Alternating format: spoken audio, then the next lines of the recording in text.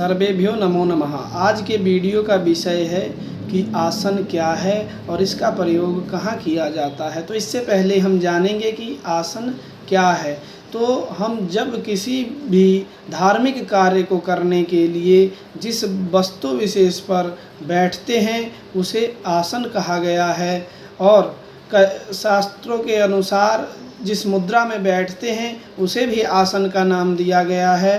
तो आसन का प्रारूप कैसा होना चाहिए और हमारे शास्त्रों में सभी नाना प्रकार के कामनाओं की सिद्धि के लिए नाना प्रकार के आसनों का वर्णन दिया गया है और कामना के अनुसार ही हमें आसन का चयन करना चाहिए। किस प्रकार का आसन किस प्रकार की कामना की सिद्धि करेगा, इसके लिए शास्त्रों में एक पद्य दिया गया है जो इस प्रकार से है। काम्यार्थम कंबलश्चैव श्रेष्ठम च रक्तकंबलम कृष्णाजिने ज्ञान सिद्धि मोक्षस्तु व्याघ्रचर्मणि कुशासने मंत्र सिद्धि नात्र कार्य विचारिणाम। अर्थात जिस प्रकार के कार्य सिद्धि की कामना हो उसके अनुसार जप तप एवं स्वाध्याय इत्यादि कार्यों के लिए आसन का चयन करना चाहिए। विभिन्न कामनाओं की पूर्ति के लिए कंबल का आसन उत्तम है और उसमें भी लाल रंग का कंबल श्रेष्ठ बताया गया है। कृष्णा जिन्हें ज्ञान सिद्धि, काले मृग चर्म के आसन पर बैठकर स्वाध्याय करने से ज्ञान सिद्धि होती है। सिंह के चर्म के आसन से मोक्ष की प्राप्ति, कुशा के आसन का प्रयोग करने से मंत्र की सिद्धि होती है। इसमें किसी प्रकार का संशय नहीं है, ऐसा शास्त्रीय प्रमाण है। और शास्त्रों के अनुसार कुछ निषिद्ध आसन बतलाए गए हैं जिनका उपयोग कार्य में बाधा उत्पन्न करने वाला होता है। धरण्याम दुख शंभोतिर दौर्भाग्यम दारुकासने वंशासने दरिद्रः स्यात् पाषाणे परिपीडनम तृणासने यशोहानि पल्लवैश्चित्र विभ्रमः जपध्यान तपोहानि कुर्वन् वस्त्रासनं तथा। यह शास्त्रों में निषिद्ध आसन बताए गए हैं।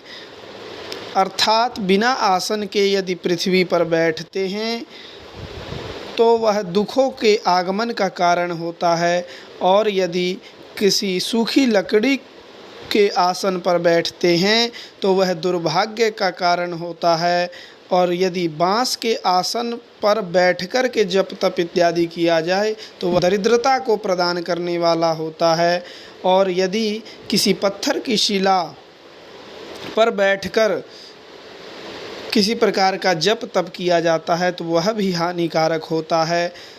और तिनके अथवा घास फूस के से निर्मित आसन पर बैठने से यश अथवा कीर्ति की हानि होती है।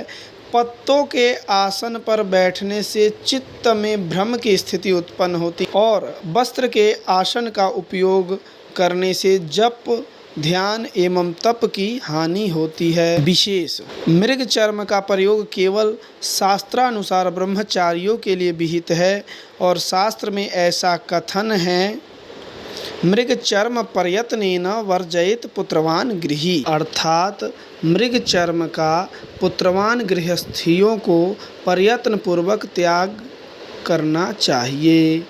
विशेष बांस का आसन केवल वानप्रस्थों के लिए व्याधि नाशक होता है।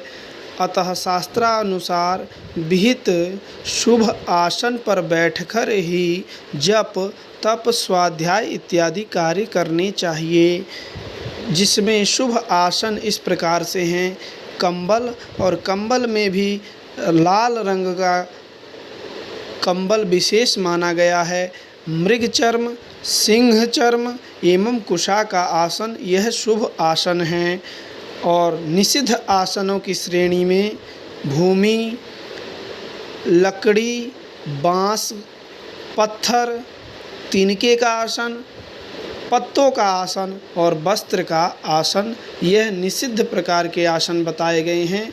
अतः निषिद्ध आसनों का प्रयत्न पूर्वक त्याग करना चाहिए और शुभ आसन पर बैठकर के ही जप तप स्वाध्याय इत्यादि शुभ कर्म करने से मनोवांछित फल की प्राप्ति होती है।